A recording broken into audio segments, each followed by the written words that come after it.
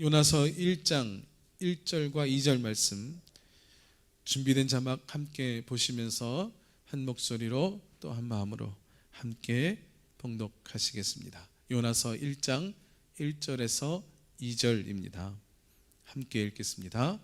여호와의 말씀이 아미떼의 아들 요나에게 임하니라. 이르시되 너는 일어나 저 큰 성읍 니느웨로 가서 향하여 외치라. 그 악독이 내 앞에 상달되었음이니라 하시니라. 아멘. 아멘. 할렐루야. 할렐루야. 영종사랑과 평화의 교회, 이 금요 성경 부흥에 함께 하고 계신 여러분, 주님의 이름으로 축복합니다. 이 시간 말씀을 통해서 우리 각자에게 주시는 하나님의 은혜, 말씀, 응답, 계시의 역사가 깨달아지고 보여지고 다짐하게 되는 그러한 시간이 되어지기를 주님의 이름으로 축복합니다. 영상으로 예배드리는 모든 자리에서도 주님을 만남의 은혜가 넘치기를 원합니다. 오늘 말씀의 제목은 요나의 고난입니다.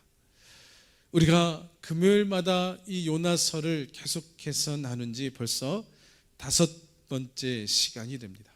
5주차가 되죠. 참 여러 가지 관점에서 이 요나서를 보았습니다.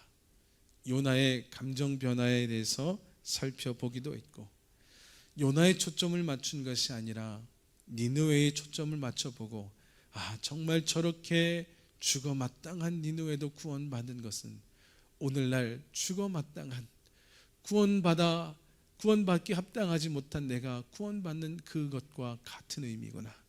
그리고 똑같은 상황, 똑같은 환경, 똑같은 일들이 그 안에 벌어지지만 하나님의 입장에서 보는 것과 요나의 입장에서 보는 것이 다르다라고 하는 것을 보았습니다. 그리고 하나님의 전능하심 속에 이 요나, 이렇게 도망가는 요나를 택하신 데에 오류가 있는가? 아니다. 하나님의 택하심에 오류가 없으며 그 택하신 요나를 이렇게 이끌어 가신 것은 하나님의 전능하심이다라는 말씀을 함께 나눴습니다. 오늘은 고난에 대해서 함께 생각해 보려고 합니다. 요나의 고난. 여러분, 아마도 오늘까지가 이제 요나의 시리즈의 마지막 시간이 되지 않을까 싶습니다. 네, 참 여러 가지 관점을 보려고 참 노력 많이 하고 있었거든요. 네, 다음에 또 다른 관점이 생기면 함께 나누려고 합니다. 오늘은 고난에 대해서 함께 나누려고 하는데, 여러분, 우리의 삶을 뒤돌아보면 고난 없이 살아오신 분 한 분도 안 계시죠. 여러 가지 고난, 이런 고난, 저런 고난, 고난도 참 여러 가지 고난이 있습니다. 물질의 고난도 있고, 관계의 고난도 있고, 어떤 다른 어려움의 일들도 분명히 있습니다.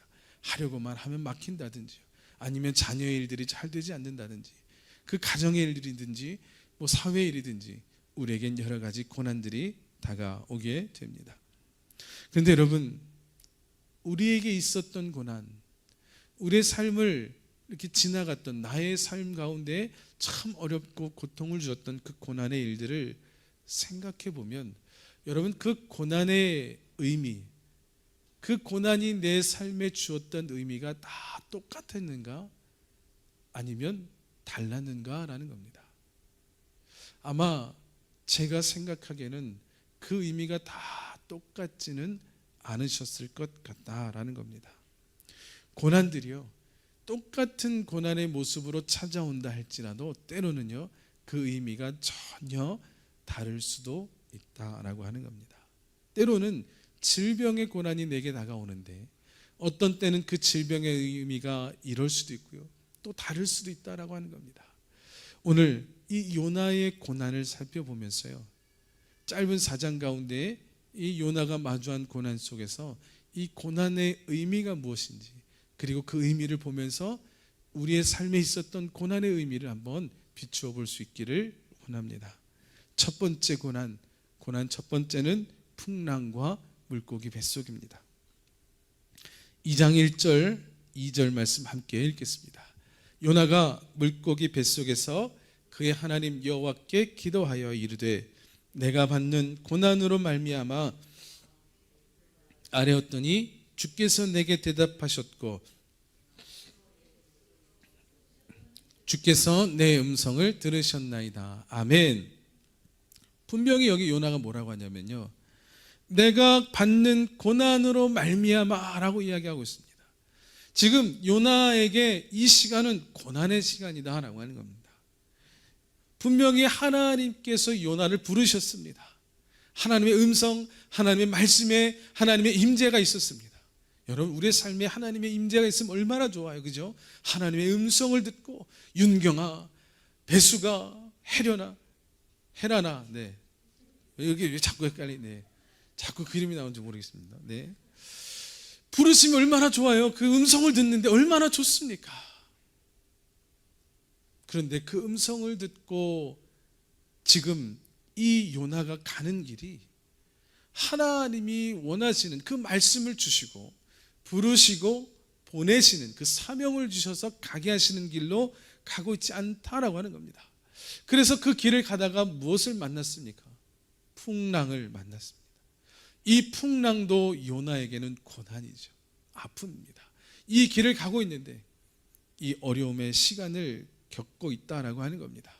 여러분, 시커먼 바닷속에 빠진다라는 상상 한번 해보셨습니까?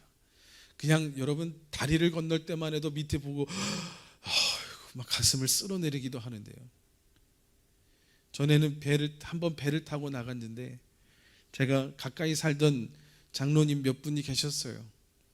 미국에 살 때 가까이 살고 계시는 장로님 한 3분, 4분이, 3분이서 이분들이 낚시를 얼마나 좋아하시는지 이 3분이 돈을 모아서 배를 사셨어요.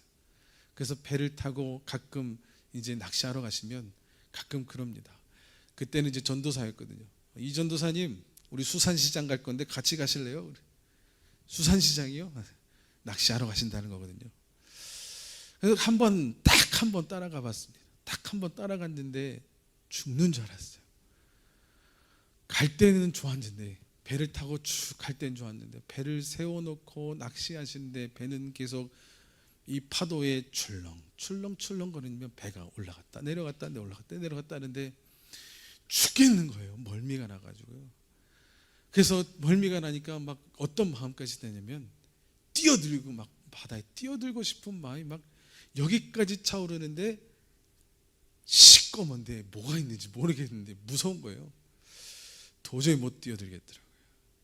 아니, 어떻게 보면 굉장히 잔잔한 파도였거든요.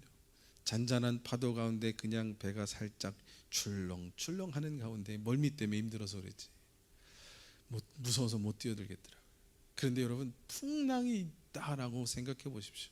풍랑, 우리가 쉽게 생각하면 태풍이 오는 거죠. 여러분, 태풍이 막 비바람이 몰아치고 있다라고 생각하는 겁니다. 파도가 막 내 키만한, 집차만한 파도가 막 일어나고 있는데 거기에 빠질 수 있겠는가?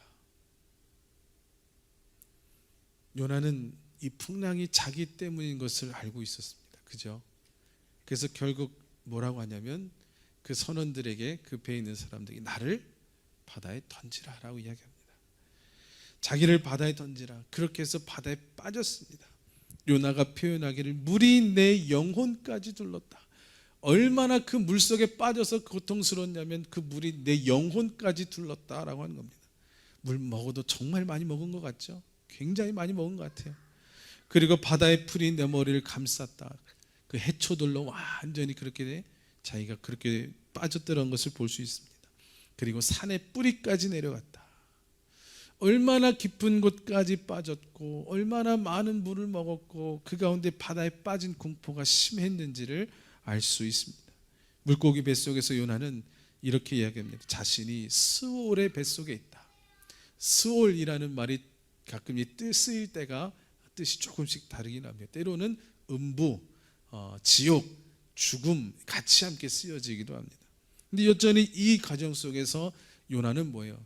내가 정말 고통스러운 가운데, 내가 완전히 죽음에 이르는 가운데에 있다라고 이야기하고 있는 겁니다. 그래서 내가 이 고난 가운데라고 하는 겁니다. 이 고통 가운데 있다라는 것이죠. 요나의 그린 하나님께서는 그러나 요나를 큰 물고기를 준비하셔서 그를 삼키게 하셨습니다.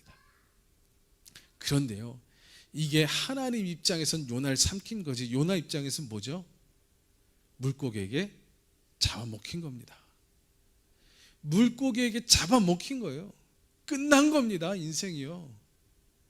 물고기 밥이 돼서 그 뱃속에서 완전한 공포 속에 두려워 떨고 있었다는 겁니다. 요나는 이 시간을 고난이다 표현하고 있다라고 하는 겁니다. 여러분, 분명히 요나가 마주하게 된 이 풍랑과 바다에 빠진 것, 그리고 물고기 뱃속, 여러분 이 고난 속에서 이 얼마나 큰 고통을 받고 있느냐라는 겁니다.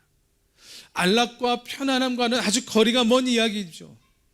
그러면 여러분, 요나가 지금 이 풍랑을 만난 것, 이 고통 속에 있는 것, 정말 이 고난 속에, 아픔 속에, 완전한 그 공포 속에 두려워하고 있는 이 가운데에 빠져 있는 이 요나가 왜 지금 이 고난 속에 들어가 있는가라는 겁니다. 그 이유가 무엇이냐라는 겁니다. 하나님이 왜 이 요나를 이렇게 고난과 아픔과 고통 속에 빠지게 해 놓으셨는가 하는 겁니다.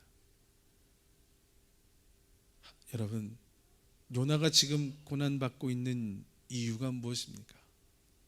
요나가 지금 이 고통 속에 있는 이유가 무엇입니까? 잘 아시죠? 사명을 받았는데 사명의 길로 가지 않기 때문이다라는 겁니다.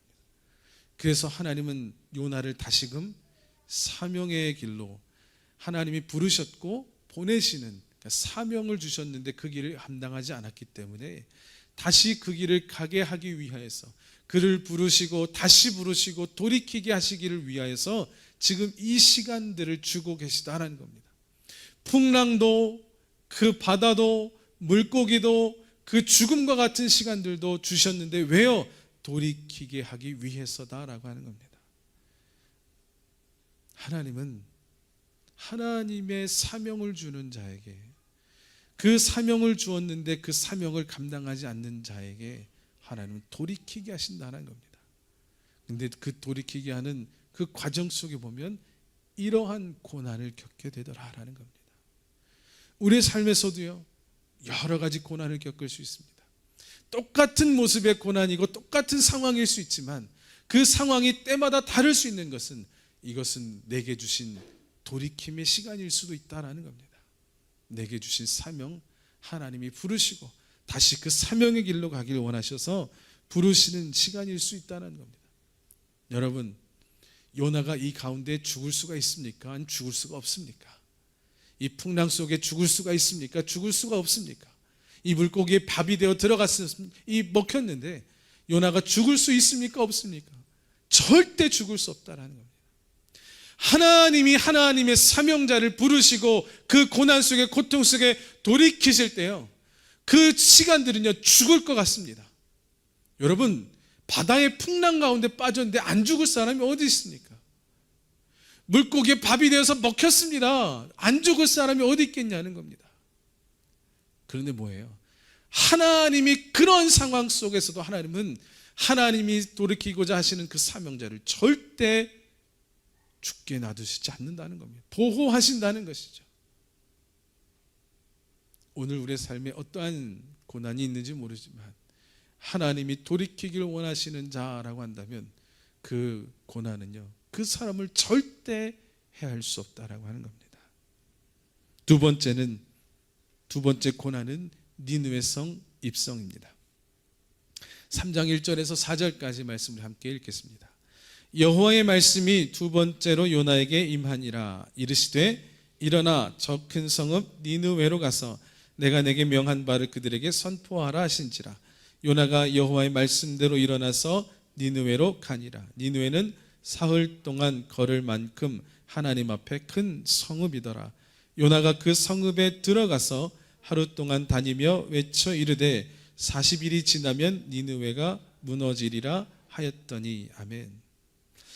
두 번째 고난이라 한다면 요나에게 이제는 정말 니느웨에 가서 전하지 않으면 안 되는 그 일이다라고 하는 겁니다. 요나에게는요, 니느웨라는 성읍에 가서 이 성읍의 심판을 선포하는 그것이 고난이다라고 하는 겁니다. 이 일이 얼마만큼 싫었냐면 죽기만큼 싫어하는 스트레스가 이 일에 있었다는 겁니다. 물론 하나님이 돌이키셨어요. 풍랑을 통해서 그 바다에 빠지고 큰 물고기 뱃속에서 돌이키게 하셨습니다. 그러나 여전히 뭐예요? 싫은 건 싫은 거거든요. 스트레스는 스트레스입니다. 정말 어려운 건 어려운 일이다라고 하는 겁니다. 이들에게 가서 전하는 것이 싫은 것도 싫은 것이고, 왜요? 얼마나 이들이 악독하였는지, 얼마나 잔인한 정치를, 그 폭압적인 정치를 하였는지 너무 무섭게 했다는 겁니다. 내 아들, 내 형, 내 가족, 친지 중에 누구라도 한 사람은 다 그렇게 잔인한 죽음을 맞이했던 겁니다. 미워할 수밖에 없죠. 가서 왜 하나님의 말씀을 왜 전합니까? 그런데 그런 마음도 있고요. 무슨 마음도 있을까요? 두려운 마음이 왜 없을까요? 야, 저기 가서 나도 저렇게 얘기하다가 나도 다 찢어 죽여지면 어떻게 하지? 왜 그런 두려움이 없겠느냐라고 하는 겁니다. 입 뻥끗하다가 죽음을 맞이할 수 있는 곳이 바로 그곳이다라는 겁니다. 정말 그 가운데서 당시 그 지역 세계 패권을 장악하는 나라의 수도에 가서 그 나라의 멸망, 심판을 이야기한다는 것은요, 나를 좀 죽여달라라고 말한 것과 같을지도 모른다라고 하는 겁니다. 여러분, 그 들어가는 일이, 거기 가서 선포하는 일이 얼마나 마음에 고통스럽겠느냐라고 하는 겁니다. 여러분, 혹시 예를 들어서 누가 나를 고소를 했어요. 난 잘못한 게 없는데 고소를 했어. 그러면 어떻게 해요? 일단은 그 법적인 대응과 이 시작이 되는 거잖아요. 해야 됩니다. 그럼 어떻게 해요? 날짜 맞춰서 법원에 가는 겁니다. 여러분, 나는 정말 잘못한 게 없는데 법원에 가는 일이 여러분 즐겁고 행복하고 막 소풍 가는 것 같습니까? 아니요.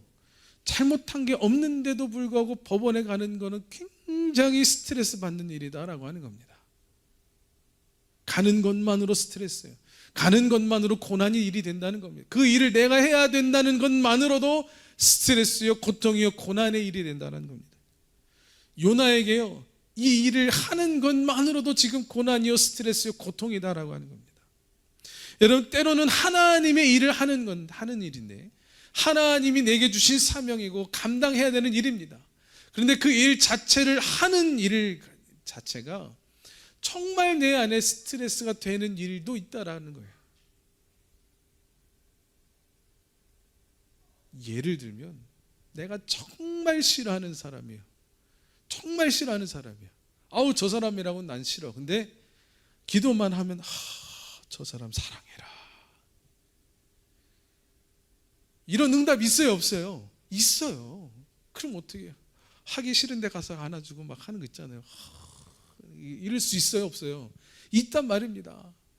그 일이 어때요? 내 안에 정말 가서 안아주는데 막 기쁘고 즐겁고 행복하고 막 그렇게 해서 막 안아줍니까? 그렇게 변화될 수는 있지만 처음에 가는 그 발걸음 그렇지 않다는 거예요. 처음에 다가가는 그 발걸음은요, 막 어떨 때는 죽기보다도 싫고 막 싫어요. 그래도 막 하나님이 계속해서 막 감동을 주고 막 어떨 때는 그게 막 내 안에 압박도 되고 막 부담도 되고 하니까 어쩔 수 없이 가서 안아주는데 그 일이 뭐예요? 내 안에 고난과 고통이 되더라는 겁니다. 하나님이 맡겨주신 일, 하나님이 내게 주신 마음을 실천하고 감당하려고 하는데 이 일이 내게 고난이 되더라라는 겁니다.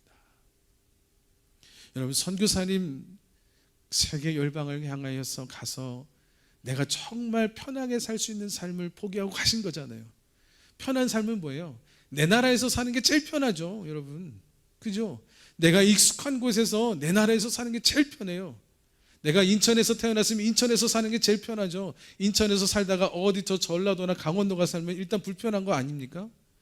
우리나라, 내 나라인데도 불구하고 딴 데로 가면 불편해요. 근데 여러분, 내가 살던 이 나라를 떠나서 정말 생면부지의 나라에 가서 적응하고 사는 일이 얼마나 이게 스트레스고 고난이고 고통인지 모른다는 겁니다. 정말 쉽지 않아요. 정말 어려운 일입니다. 새로운 나라에 가서 적응하고 사는 건 정말 쉽지 않습니다. 그런데 왜요? 하나님이 맡기신 일이니까 가는 거잖아요. 그 일이 때로는 스트레스가 되고 아픈 일이 되고 고통스러운 일이 되지만 하나님이 내게 맡기신 일이니까 간다라는 겁니다. 그 나라가 공산권이거나 이슬람권이거나 정말 여러 가지 샤머니즘이나 또 여러 가지 그 다신주의를 갖고 있다면 정말 그 시간들이 더 어려울 수도 있어요. 여러분, 그럼에도 가는 것은 무엇입니까? 사명이니까 가는 거고 하나님이 기뻐하시는 일이니까 가는 거죠. 그 일 자체가 너무도 재미있어서 아니요, 힘들어요, 고통스러워요, 고난이 돼요. 그럼에도 간다라고 하는 겁니다. 왜? 하나님이 맡기신 일이니까 간다라고 하는 겁니다. 하나님이 맡기신 일, 정말 내가 하고 싶은 일 저한테 맡기면 너무 좋죠. 물론 그럴 때도 있을 수 있지만 그렇지 않을 때도 있다는 겁니다.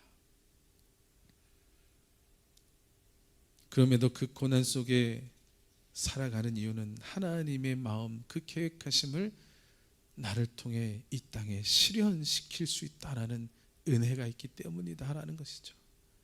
세 번째는요, 고난 세 번째, 박넝쿨과 뜨거운 동풍입니다. 우리 4장 8절 함께 읽겠습니다.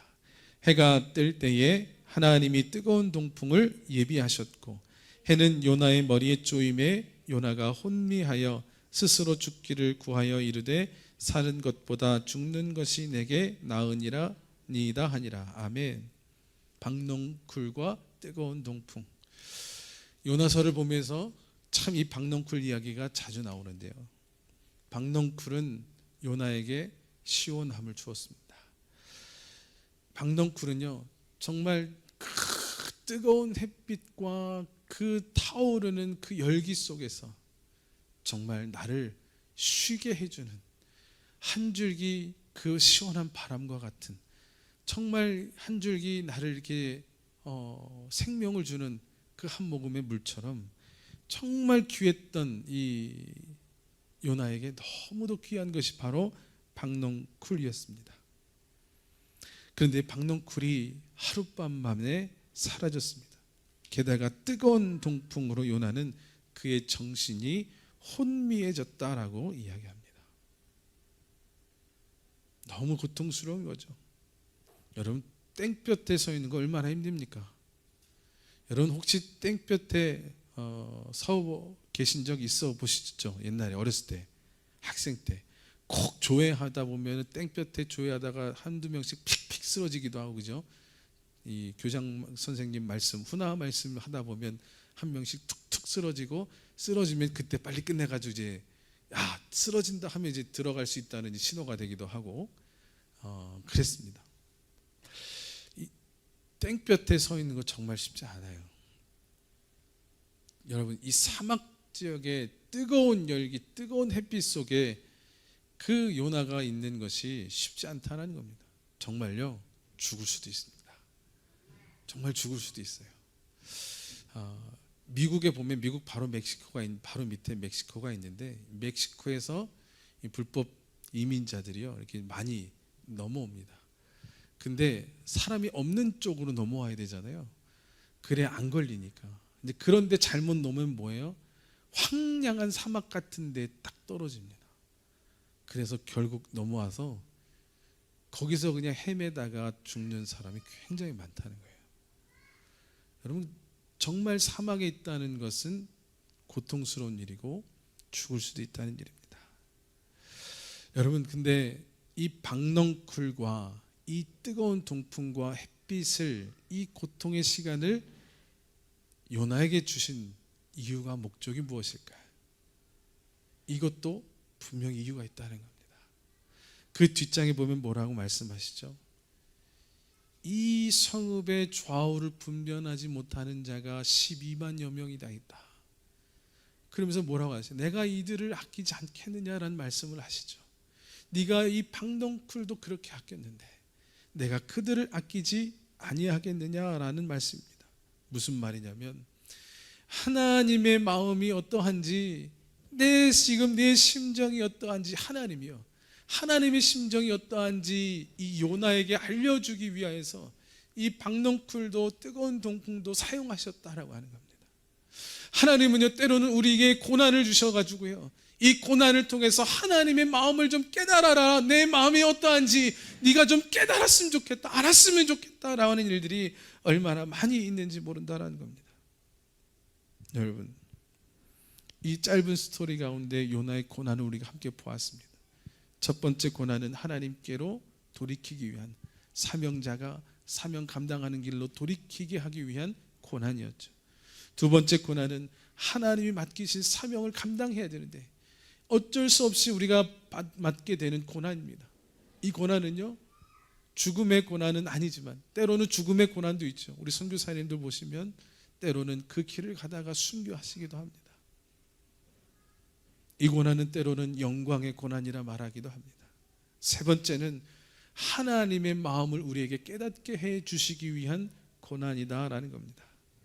때로는 이 고난이 왜 찾아왔는지 알지 못할 때가 있어요.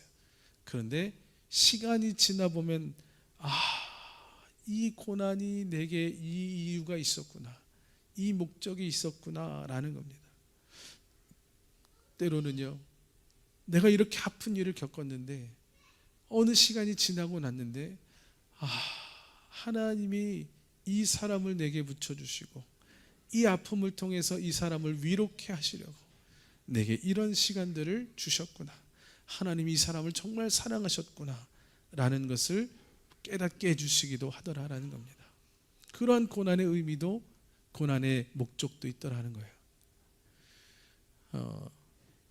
얼마 전에 이찬수 목사님 말씀을 이게 듣고 있는데 꽤 오래전에 하셨던 것 같아요. 이찬수 목사님이 어디에 가셨다가 이 간증을 들었는데, 연예인 예배인가 집회 가셔서 간증을 들었는데 이성미 씨의 간증이라고 하는 겁니다. 이성미 씨의 간증. 무슨 간증인가 하면 그때 임윤택이라고 하는 사람, 임윤택이라는 사람이요, 울랄라 세션이라고 하는 그 팀의 가수입니다. 이분이 암으로 2013년에 돌아가셨어요. 2013년에 돌아가셨는데 그때의 일이었던 것 같아요. 근데 이 임윤택이라는 이분에게 이성미 씨가 정말 복음을 전하는 것과 그 암으로 고통받는 것을 위로해 주고 싶은데 내가 할 수 있는 것은 그저 말뿐이다 라는 것밖에 내 안에 생각이 들지 않는다는 거예요. 기도해도 너는 말뿐이다 라는 말, 그런 감동밖에 안 남는 거예요. 그래서 생각 속에 나도 암이 있으면 그 사람을 위로할 수 있을 텐데 라는 생각을 했다는 것이죠. 그런 기도를 했다는 거예요. 그런데 정말 하나님이 그 기도를 들으시고 이성미 씨에게 암을 주셨다는 겁니다. 그래서 그 암 선고를 판정을 병원에서 받고 제일 먼저 한 게 뭐냐면 그가 울면서 그 전화한 게 임윤택 씨에게 전화를 해서, 윤택아 얼마나 힘들었니? 내가 암에 걸려보니까 너의 마음이 어떠한지를 알겠다. 내가 암에 걸려보니까 너의 고통이 어떠한지를 알겠다라고 하는 겁니다. 여러분, 이성미 씨에게 찾아온 이 고난의 이유는 무엇인가? 하나님의 마음, 하나님의 뜻, 깨달음과 성도를 위로하고자 하는 하나님의 뜻이 그 안에 있다라고 하는 겁니다.